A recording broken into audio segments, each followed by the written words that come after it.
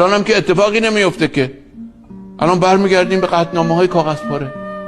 مشکلتون چیه؟ آقا جان خسارت محض اون 6 قطعنامه‌ایه که شما گرفتین. اسارت محض اون جلساتیه که شما رفتین بعد از هر کدومش یه قطعنامه گرفتین.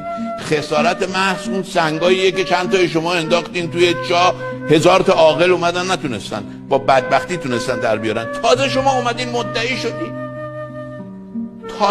مدعی شدین که چرا اینجاش کجه اونجاش کجه. ما هنرمون این بود که 6 قطعنامه شورای امنیت رو بدون اینکه 1 دقیقه اجرا کنیم اینا رو کنار گذاشتیم، لغوش کردیم. موضوع مشکلات هسته‌ای از کجا شروع شده؟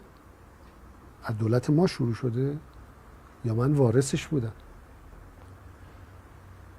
تمام قطعنامه‌های آژانس، تمام قطعنامه‌های سازمان ملل، برید ببینید بهانه قطعنامه چیه، به چی اشاره کرده.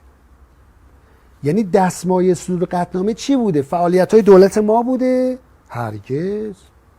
یه دونه فعالیت‌های هسته دولت ما که ما 20% تولید کردیم، صفحه سوق تولید کردیم، توسعه دادیم، صنعتی رسیدیم، هر چی تو هسته‌ای هست مال دوره ماست.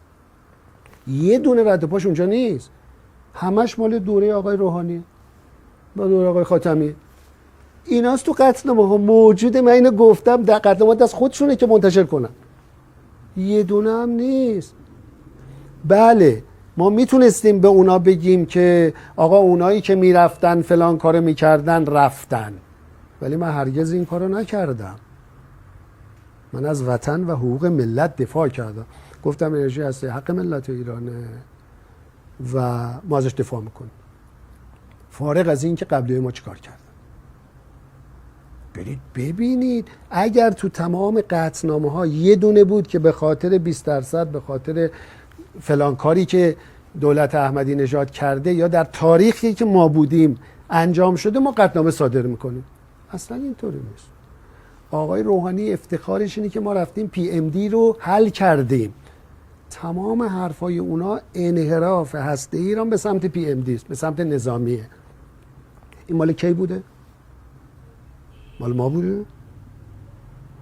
من نمیخوام بگم واقعیت داره ها، مال دوره خود آقای روحانی بوده. ولی شما و دیگرانی که شما رو نمیگم، کسی که طرفدارشن یا احمدی نژاد، آقا بی معرفت، خوش انصاف، من هیچ وقت نرفتم هموطنمو بفروشم به دیگران. اینا فروختن، من نفروختم. اما میگن احمدی نژاد. کدوم؟ کجا؟